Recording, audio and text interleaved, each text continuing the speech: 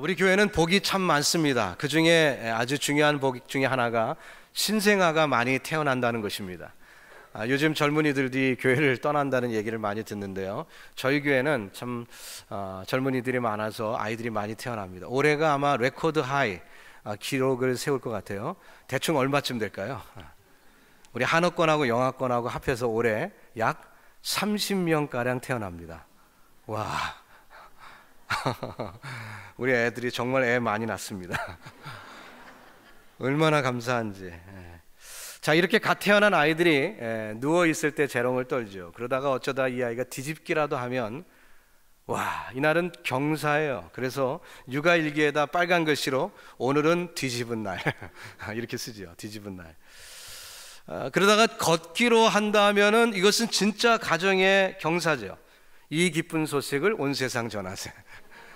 그래서 가족들에게 다 카톡을 보내고 연락을 합니다. 우리 애가 어머니 아버님 걸었어요, 걸었어. 그러면서 막 즐거워하지 않습니까? 자, 그런데 이렇게 요람에 있을 때는 좀 난데요. 애가 걷기 시작하고 뛰기 시작하면 이 아이들이 시한폭탄입니다. 무슨 짓을 할지 모르기 때문에 그래요. 손에 뭐라도 잡히면 집어 던지기 일쑤고요. 또 뜨거운 것도 막 만지고요. 이리쿵 저리쿵 뭐 부닥치기 일쑤입니다. 그래서 집에 뾰족한 거라는 것은 다 감싸놔야 되고요. 또 교회에서 저희 교회 아이들이 이렇게 올 때 보면 눈두덩이에 이렇게 시퍼렇게 멍들고 오는 애들 많이 보여요. 그럼 어디 또 찐 거죠. 그런 모습을 우리가 보면서 정말 돌보는 사람이 없으면 성숙이 덜 된 인간은 참 문제입니다. 어느 정도 성장한 다음에도 여전합니다. 우리 교회 아이들이 이제 조금 자라서 중고등부 학생들이 캠프에 가죠. 그러면 수양의 장소에 여러분 혹시 방문해 보면 가관입니다. 왜냐면요, 코에다가 뭘 끼고 있는 애들이 많아요. 잠을 안 자갖고 코피가 터진 것입니다. 잠을 안 자요. 그런 데 가서 그냥 2박 3일 3박 4일 꼬딱 세우는 애들도 있어요. 그래갖고 집에 와서 열 몇 시간을 또 자버리죠. 육체적으로는 어른만큼 커졌는데 아직도 미성숙하기 때문에 그런 부분이 있더라 하는 것입니다. 돌보는 사람이 필요합니다. 근데 이것이 영적으로도 마찬가지입니다. 중생했다, 구원받았다, 신생, 새로운 생명이 태어났다, 그것으로 끝난 것이 아닙니다. 자라야 합니다. 성장해야 돼요. 근데 자라지 못하면 좌충우돌이에요. 덩치는 컸는데 문제가 많아요. 코피 터지는 거예요. 문제 많습니다. 자, 이 아이들의 문제 우리가 바라보면서 육체적으로도 그 아이들은 뭐라고 합니까? 나 할 수 있습니다. 내가 할 수 있어요. 내가 하겠습니다. 가만두세요. 아이들이 그러지만 반드시 문제를 일으키죠. 영적으로도 똑같습니다.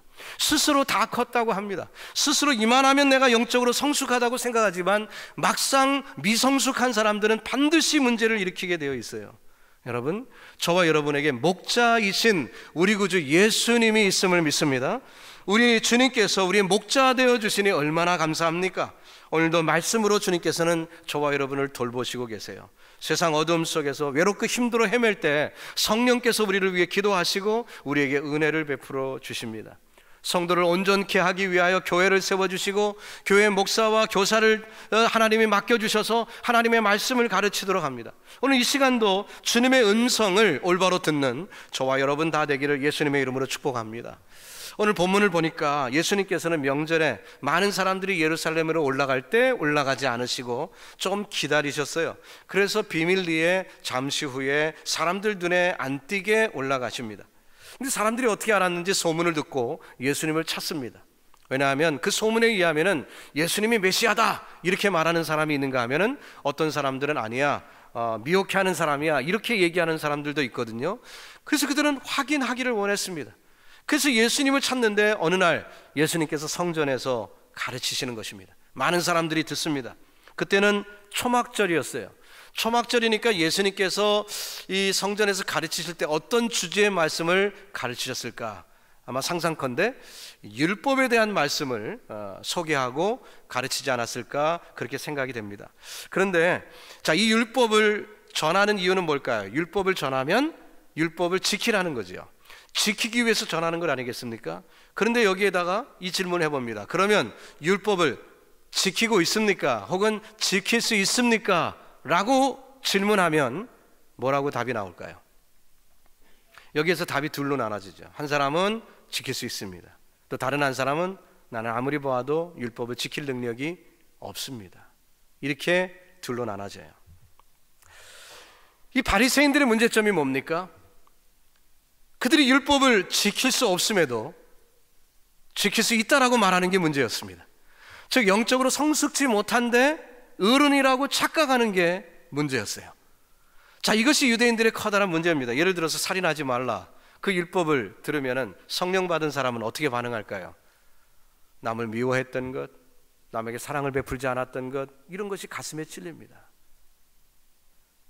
정작 누구를 때려 죽인 일은 없지만 내가 남을 미워한 그 일이 내 가슴에 치고 내 마음을 불편하게 만들어 어쩔 줄 모릅니다. 회개하게 됩니다. 하나님께 은혜를 구하죠. 하나님, 정말 사랑할 수 있게 해주세요. 그렇게 구하게 됩니다. 그럼 율법주의자들, 바리새인들은 뭐라고 답합니까? 살인하지 말라고? 안 하면 될 거 아니야, 이렇게 대답을 하죠. 얼마든지 노력하면 살인 안 할 수 있다라고 생각합니다. 자, 그들은 할 수 있다라고 얘기하는데 예수님은 너희들 못해라고 말하니까 어떻게 될까요? 갈등이 생기는 것입니다. 문제가 생기는 것입니다. 유대인들이 분노합니다. 왜요? 예수님 말씀에 너희는 못한다 하니까 그들의 자존심이 건드려진 것입니다. 그들은 할 수 있다, 우리는 성숙하다라고 생각하는데 예수님은 너희들은 못해, 니들은 영적으로 어린아이야 라고 말하니까 화가 나는 것입니다. 분개합니다. 불쾌하죠. 기분이 나쁘죠. 그러니까 이 마찰은 결국 진리 논쟁이 아니라 자존심과의 싸움이에요. 실제로 이것이 2000년 전에만 그랬던 것이 아니라 요즘도 마찬가지입니다. 저와 여러분의 신앙생활, 우리의 신앙생활, 결국 우리의 씨름이 무엇입니까? 우리의 씨름은 자존심 싸움이에요. 열의 9 이상은 자존심 싸움입니다. 우리가 자신을 복종시키며 철저히 낮아지면 다 이길 수 있는 시험 들어요. 그런데 왜 우리가 쓰러지고 넘어집니까? 자존심, 이 알량한 자존심 세우려다가 결국 쓰러지는 거지요. 성도는 이 자존심 싸움에서 일단 승리해야 하는 것입니다. 우리가 갖고 있는 어떤 능력도 신앙에 도움이 되지 않는다, 내 신앙 경력과 내 성경 지식이 내 성숙에 도움이 되지 않는다는 것을 인정해야 됩니다. 바울이 그것을 깨달았기 때문에 그의 혈통과 그의 교육받은 환경과 이 모든 가문의 것을 배설물로 여겼다, 멀리하고 싶다라고 얘기하는 것입니다. 왜냐하면 그것이 도움이 안 되니까 오히려 방해거리가 된다고 생각을 했던 거죠. 최근에 레리 오스본이라는 사람이 쓴 Accidental Parasit라는 그런 책이 있어요. 한국말로 번역이 됐다고 하는데요, 이 한국말 책은 제가 책 제목을 모르겠습니다. 어쨌든 이 accidental, 우연히 바리새인이 됐다는 얘기는 뭘까요? 우연히 어쩌다가 보니까 바리새인이 됐다. 그 제목에서 이미 내용을 다 얘기하고 있죠. 원래 바리새인 하면 우리는 어떤 그 느낌이 있습니까? 아유, 그 사람들은 위선자야, 그 사람들은 문제가 많은 사람이고 평생 못된 짓을 했지, 이렇게 우리가 선입견이 있지만 실제로 그렇지 않습니다. 바리새인들은 열심히 탁월한 사람들이에요. 율법을 지키려고 애를 썼던 사람들입니다. 그래갖고 제도적으로라도 어떻게 하든 이 율법을 지키려고 애썼던 무리들이 바리새인이에요.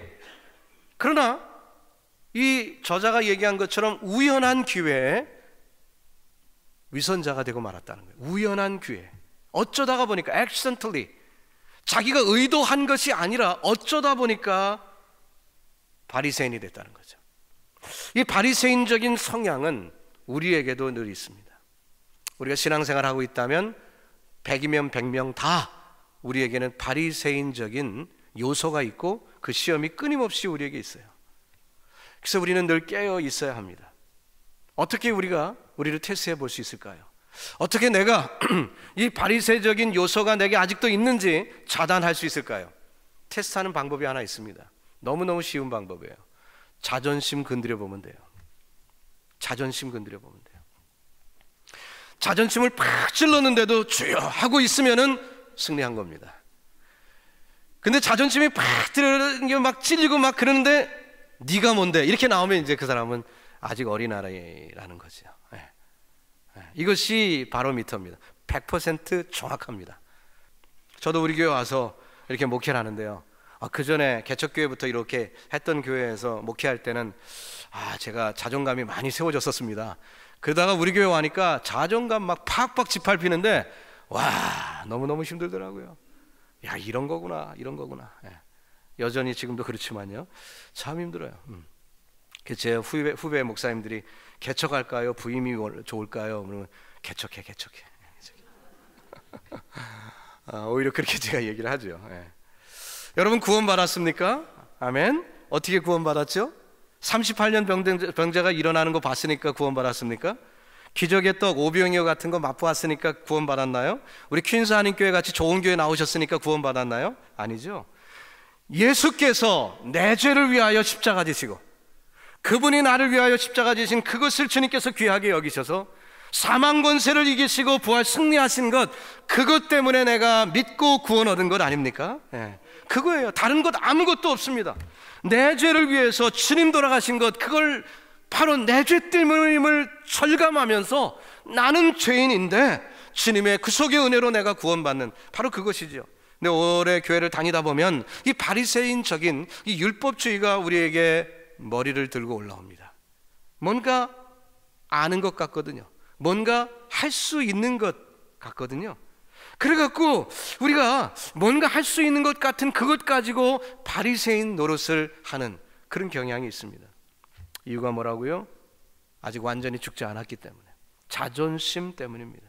이거 무서운 것입니다. 왜 무섭죠? 이것 때문에 바리새인들이 예수님을 십자가까지 끌고 가서 못 박았으니까.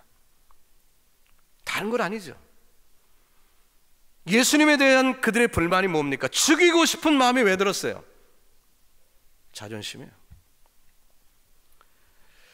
목사는 그 성경하고 꼭 신문을 같이 봅니다.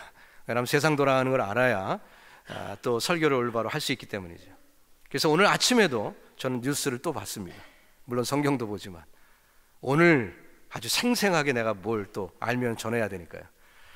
근데 보니까 일본에서 있는 일인데요, 어떤 그 가수가, 20살짜리 가수가 칼침을 20번 맞고 지금 뭐 사경을 헤매고 있대요. 어떤 팬이 뭐 면식도 없었던 사람이 그렇게 칼로 20번이나 원한을 갖고 찌른 거예요. 그래서 그 범인에게 왜 그렇게 했습니까? 라고 물으니까 얼마 전에 그 가수한테 자기가 선물을 보냈는데 선물이 돌아왔대요. 기분이 나쁜 거예요. 자존심이 상한 거예요. 그래갖고 그 가수를 만난 김에 찔렀다는 거예요. 자존심 무서운 겁니다. 우리가 칼만 안 들었지 자존심 상하면요 죽이고 싶은 거예요. 바리새인들이 그래서 예수님을 죽였어요. 여러분, 초막절은 일종의 추수감사절이거든요. 그러면 기쁘고 즐거운 일 아닙니까? 근데 왜 텐트 가서 살라고 그랬죠? 이유가 뭡니까? 지금 너희가 누리는 풍요, 네가 가지고 있는 땅, 네가 누리고 있는 이 모든 것들이 네 게 아니야. 하나님이 주신 거야.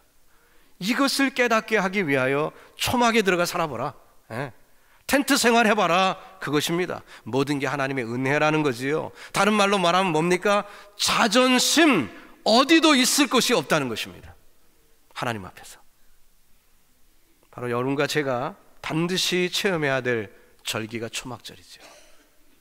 오늘날 내가 누리고 있는 것, 내가 이만큼 된 것, 나의 모습, 이것이 나의 자존감을 세우는 것이 아니라 하나님 앞에서는 우리는 그저 낮아지는 것, 그것이 비결인 줄 믿습니다. 예수님을 찾은 종교 지도자들은 예수님의 강론을 듣기도 전에 그분을 비판합니다. 들어보기도 전에 그를 비판했어요. 예수님의 가르친 내용보다 그분의 권위에 대해서 시비를 겁니다. 15절에 유대인들이 기이 여겨 가로되 이 사람은 배우지 아니할거늘 어떻게 글을 아느냐, 다시 말하면 어떻게 히브리어를 아느냐, 그 얘기입니다. 그 당시 유대인들은 아람어를 쓰고 있었습니다. 근데 성경은 히브리어로 기록되어 있어요. 그런데 이 히브리어를 지금 쓰지 않는 이유는 바벨론 포로 이후에 그들이 포로 생활하고 외국에 종살이 하고 있었기 때문에 그게 그들의 모국어였던 히브리어를 다 잃어버리게 됐습니다. 그래서 지금 예수님 당시에도 아람어를 쓰고 있는 거예요, 대부분의 사람들이. 그러나 학자들은 구약 성경을 연구해야 되니까 히브리어를 배우고, 그래서 그들만 아는 이 히브리어, 그래서 남들 앞에서 뽐내고 자랑하는 데 쓰이던 히브리어였습니다. 근데 웬걸요, 일자 무식으로 보이는 나사렛 청년이 히브리어를 유창하게 하는 것입니다. 기분 상하죠. 나만 할 수 있는 줄 알았는데 저 사람도 하니까 자존심에 건드려지는 거예요. 그래서 내용보다도, 예수님이 가르친 내용 아직 터치도 안 했는데 그들은 일단 그것 가지고 자존감이 상하니까 시비를 걸기 시작합니다. 오늘 본문에서 예수님이 어떤 말씀을 직접 강론하셨는지는 안 나와요. 그러나 예수님이 어떻게 말씀하셨는지는 나오기 때문에 그거 몇 가지만 또 얘기를 나누도록 하겠습니다. 첫 번째는 예수님은 가르침의 권위를 모두 하나님께 두었어요. 16절, 대답하여 가라사대 내 교훈은 내 것이 아니요 나의 보내신 이의 것이니라. 나를 보내신 분의 것이다. 그들은 배우지도 않은 사람이 어떻게 서서 가르치느냐 이렇게 시비를 겁니다. 소위 학벌 논쟁이죠. 학위가 있느냐? 예수님이 대답하시면 내 학위는 하나님이야 이렇게 말하는 거예요.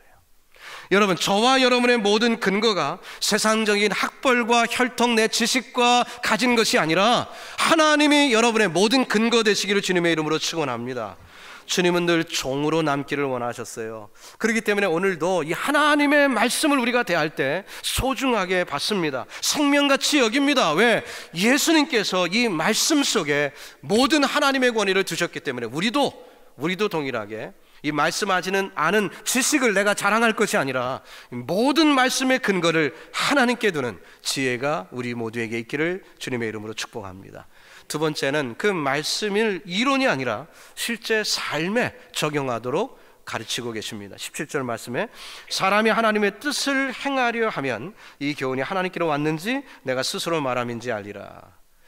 행함에 강조점을 두고 있어요. 어떤 운동선수가 이론은 잘 알아요. 근데 실제로 뛸 줄 모르면 그는 자격이 없습니다.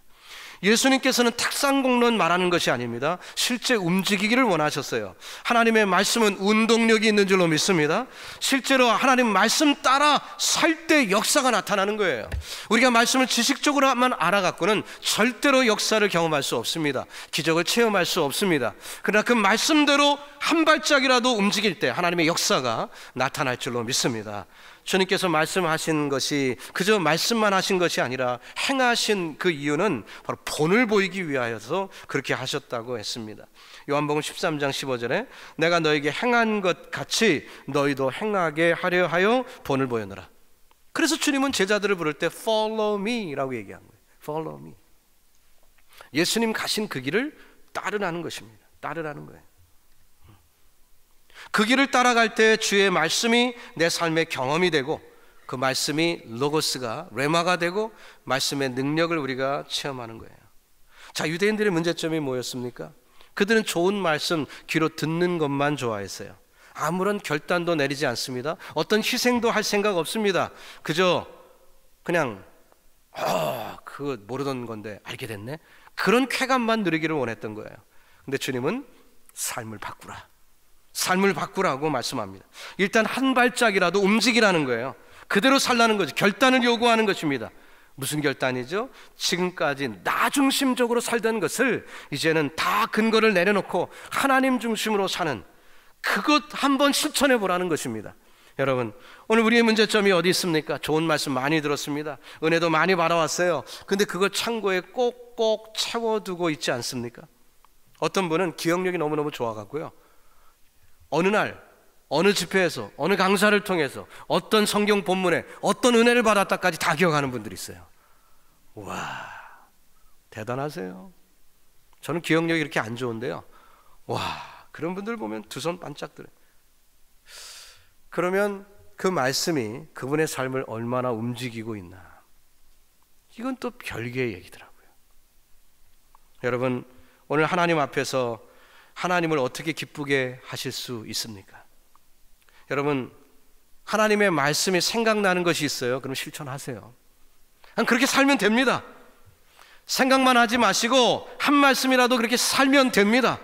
버릴 것이 있으면 확실히 버리고 포기할 것이 있으면 확실히 포기하고 이젠 주님의 뜻에 맡겨버리는 거예요. 내 인생의 중심이고 주인이신 주님께 맡겨버리는 거예요. 여러분, 중단하지 마십시오. 시험 많이 있지요. 내 자존심이 또 치고 올라오면 너 그렇게 안 해도 돼, 이만하면 됐어, 그런 이야기들이 올라오지요. 그러나 그것을 짓누르고 결단할 때 기적을 체험하게 될 줄로 믿습니다. 세 번째는 주님이 최고의 관심사가 하나님께 영광이었다는 거예요. 늘 그렇죠. 그들에게 가르칠 때도 나는 내 말을 전하는 게 아니라 아버지의 말씀을 전한다. 나는 오로지 하나님의 영광, 18절에 보니까 스스로 말하는 자는 자기 영광만 구하되 보내신 이의 영광을 구하는 자는 참되다. 예수님이 만약에 예수님이 높아지려고 말했다면 아니라는 거지요. 그러나 예수님이 하나님을 높이기 위해서 말했기 때문에 그것은 가능하다. 혹은 예수님이 올바른 선지자 역할을 감당한 것이다. 그 얘기는 아닙니까? 오늘도 이 강단을 판단하는 것은 간단합니다. 서 있는 목사가 자기 영광만을 추구하면, 그래서 교회를 부흥시키는 게 자기 목적이고 그 설교하는 것도 자기가 높아지려고 하고, 그러면 볼장 다 본 거예요. 연약함을 내놓고 하나님께만 영광 돌리기를 원할 때 그것이 바른 하나님의 말씀이라는 거죠. 우리가 누구에게 복음을 전할 때도 내가 믿어보니까 이렇더라, 그게 자기 자랑으로 얘기하면은 그거는 벌써 근본이 잘못된 거예요. 똑같은 얘기를 하고 있어도 하나님께만, 그렇게 이루신 하나님의 영광을 이야기하고 있다면은 그것은 올바른 것입니다. 예수님께서 병자를 고치시는 것도 하나님의 영광을 위한 것이고, 오병이어로 수많은 사람들을 먹이는 것도, 그 생명의 떡을 먹이시는 것도 하나님의 영광을 위한 것이고, 지금 성전에서 가르치고 계시는 것도 그것도 하나님의 영광을 위하여 하셨다고 말씀합니다. 자신의 인기나 명예를 위해서 하신 것이 아니었다는 거지요. 지난번에 자기를 드러내서서 자기의 동생들이, 예수님의 육신의 동생들이 했던 자기를 드러내서서 예수님이 드러내려면 얼마든지 하실 수 있었다는 거지요. 그러나 주님은 그 방법을 택하지 않았습니다. 오늘도 차를 타고 교회를 이렇게 오는데, 오늘이 여러분 아십니까? 부부의 날입니다. 부부의 날. 모르셨죠? 지금이란 늦지 않았습니다. 차를 타고 오는데 하필이면 여기 94가 턴하는데, 프리웨이에서 나오는데요, 턴하는데 차가 서 있어요. 한참 서 있을 것 같아요. 제가 제 아내를 물끄러미 이렇게 쳐다보다가 손을 탁 만졌어요. 찌릿찌릿찌릿 하더라고요. 그래서 아직도 그렇구나. 제 아내는 모르겠습니다. 한번 물어보세요. 저는 그랬어요. 저는 첫사랑, 또 이 사랑이 지속되는 건 본인 노력에 따른 거예요. 저희도 수십 년 살았습니다. 저희도요, 살 만큼 살았고 이제는 알 거 다 하고 세상 말로 지겨울 수도 있어요. 그렇지만 본인이 개척하기 나름이에요. 하나님과 관계도 마찬가지입니다. 구원의 감격, 주님 만나던 그 기쁨, 그 세상 주고도 바꿀 수 없는 하나님의 사랑을 체험했을 때 그걸 왜 창고에 두고 삽니까? 왜 역사 기록으로 남기고 그냥 삽니까? 오늘도 체험해야죠. 오늘도. 할렐루야. 오늘도 누리셔야죠. 이 예배에서 주님, 그 사랑하는 주님을 만나야죠. 그래야 되지 않습니까? 그럴 때 하나님의 영광이 더 크게 드러날 줄로 믿습니다. 선포된 말씀을 통해 우리가 하나님을 경험합니다. 하나님이 얼마나 사랑이 많으시고 하나님이 얼마나 위대하신 분인지, 하나님이 얼마나 광대하신데 그분이 나를 끔찍히 사랑하셨음을 우리는 말씀을 통해 체험합니다. 이 말씀을 통해 주님을 경험하고, 또 하나님 앞에 영광 돌릴 때 주께서는 기뻐하시고 우리의 모든 예배를 기뻐 받으실 줄로 믿습니다. 이제 말씀을 정리해 봅니다. 오늘날 세상을 이렇게 보니까요, 교회도 그렇고 세상도 그렇고 요즘은 영웅을 좋아합니다. 영웅. 또 영웅을 만들어요. 그래서 스타 목사들을 졸졸졸졸 따라다니는 그런 사람들도 가끔 봅니다. 왜 그런 심리가 생겼을까요? 영웅이 다 해주기를 바라는 거예요. 자기는 안 하면서 영웅이 한 걸 보고 대리만족을 느껴요. 어떤 희생 잘하는 어떤 목사님을 보면서 쾌감을 들이며 저렇게 살아야 돼. 자기는 안 하면서 저렇게 살아야 돼. 그리고 졸졸졸졸 따라다녀요. 자기는 여전히 문제 많은데 그 영웅 따라다니면서 마치 자기가 뭘 한 것 같은 착각에 빠지는 거예요. 여러분, 연속극이 다 그런 거거든요. 주인공 보면서 자기가 거기가 들어가서 내가 주인공으로 착각하는 거. 그 영웅주의와 똑같은 거예요. 근데 그게 교회에도 팽배합니다. 항상 목사를 바라볼 때 목사가 하나님의 종으로서 합당한가, 이거에는 관심이 많으세요. 자기는 안 해. 이거 심각한 거 아닙니까? 엘리 제사장이 잘못되었을 때도 사무엘이 나왔어요. 여러분이 신앙생활 제대로 안 한 것을 하늘나라 가고 하나님 퀸스 한인교회 다녔는데 이 목사가 제대로 안 해갖고 제가 그만 실수했습니다. 이게 핑계 될 줄 아십니까? 핑계 안 됩니다. 저는 말씀 전하는 거예요. 제 삶이 이렇게 따라간 말씀 전한다면 더 좋겠죠. 그러나 저도 문제덩어리니까 따라가기 위해서 열심히 말씀 전하는 거거든요. 제가 이룬 것만 전하면 여러분들 수준이 어떻겠습니까? 그러나 제가 이루지 못한 것도 말씀이니까 저도 통회하는 마음으로 전하는 거죠. 엘리를 통해서도 사무엘이 나왔어요. 그가 영분별력이 없었지만 3번 반복됐을 때는 이야기했잖아요. 하나님이 내게 말씀하시니까 주여 내가 여기 있나이다 말씀하셔서 그렇게 얘기하러 가르쳐준 사람이 누구예요? 엘리입니다. 그는 하나님이 심판하셨어요. 그러나 사무엘을 위해서는 하나님이 엘리를 쓰셨어요. 여러분, 영웅 하나 세워놓고 대리만족하면서 그에게 박수를 보내며 자기가 함부로 산 것을 합리화시키는 이런 어리석음에 빠지지 마십시오. 오늘날 세대가 그렇거든요. 그래서 교회마다 간혹 보면은 스타 목사들 뭐 대단합니다. 근데 그거 돌아가신 분 설교 그렇게 열심히 듣지 마세요. 그거 큰 의미 없어요. 큰 의미 없어요. 여러분의 삶이 지금 중요한 거예요. 여러분의 삶이. 여러분 언제까지 설교만 듣고 계시겠습니까? 그 말씀을 실천하셔서 여러분이 영웅 되시기 바랍니다. 그게 하나님 뜻이에요. 작은 예수 되라. 그게 하나님 뜻이에요.